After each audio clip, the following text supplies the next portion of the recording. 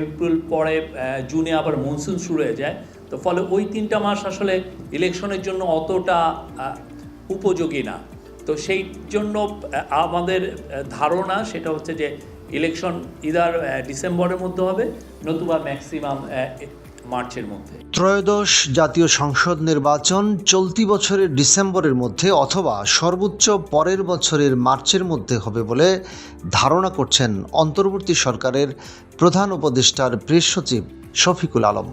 সোমবার রাজধানীর foreign service একাডেমিতে আয়োজিত সংবাদ ব্রিফিংয়ে সাংবাদিকদের প্রশ্নের জবাবে তিনি এই ধারণার কথা জানান।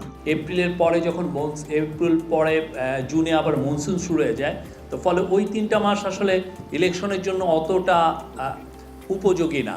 তো সেই জন্য আমাদের ধারণা সেটা হচ্ছে যে ইলেকশন ইদার ডিসেম্বরের মধ্যে হবে, নতুবা ম্যাক্সিমাম মার্চের মধ্যে। নির্বাচন সংক্রান্ত প্রশ্নের জবাবে প্রেস সচিব শফিকুল আলম বলেন, নির্বাচন নিয়ে অনেকবার কথা হয়েছে। অন্তর্বর্তী সরকারের প্রধান উপদেষ্টা সহ অনেক উপদেষ্টাও কথা বলেছেন।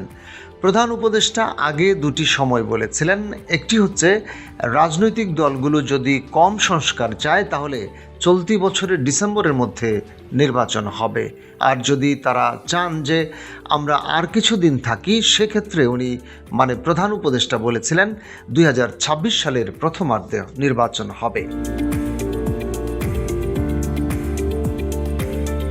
কিন্তু এখানে একটি বাস্তব বিষয় হলো, এপ্রিল মাস থেকে কালবৈশাখী এবং ঝড়ো বৃষ্টির সময় শুরু হয়ে যায়।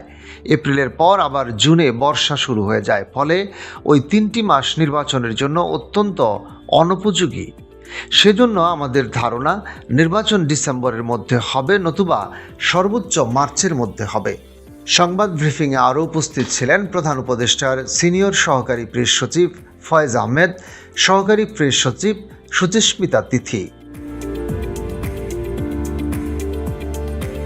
মনিরুজ্জামান তুহিনের পাণ্ডুলিপিতে রশিদ কামাল, বাংলাবাজার পত্রিকার ডিজিটাল।